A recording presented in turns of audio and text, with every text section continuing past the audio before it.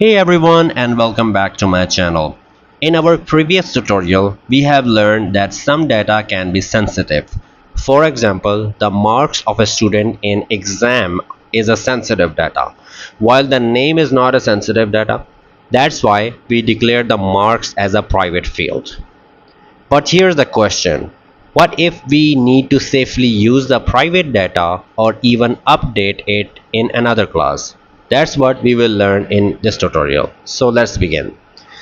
So here I have written using system and I am creating a class person, and here I am going to write the age of a person, right? And I'm declaring as a public data, right? And in another class, which is our program class, I am using our main method. So static void main, and here I am going to create an object in order to use the data from the previous class. So I am creating the object which is named as my obj, right? So I have created this object, and I am writing a comment as well, creating object. Okay, and this is our public field, which we will be later declare as the private field. So if we want to access the public field, it is not a problem. I can write here console.writeLine in order to print the age of the person. So I'm writing the age of the person is in the curly brackets. I'm gonna call the variable name. So my obj.age.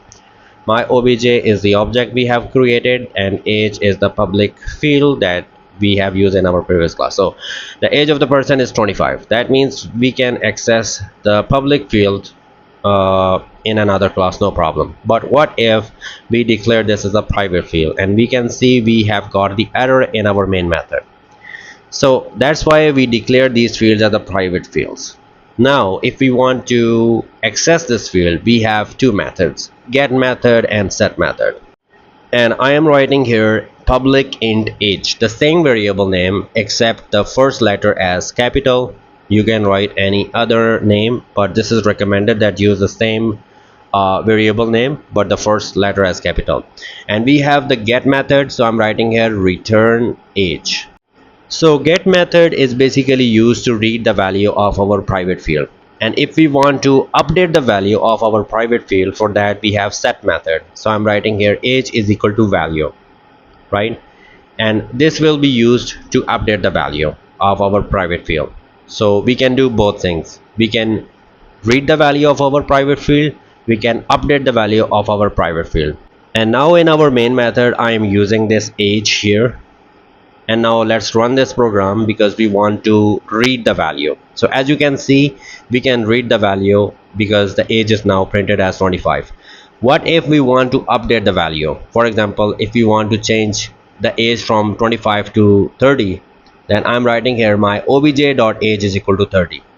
And now let's print it again, and I'm writing here the updated value as well.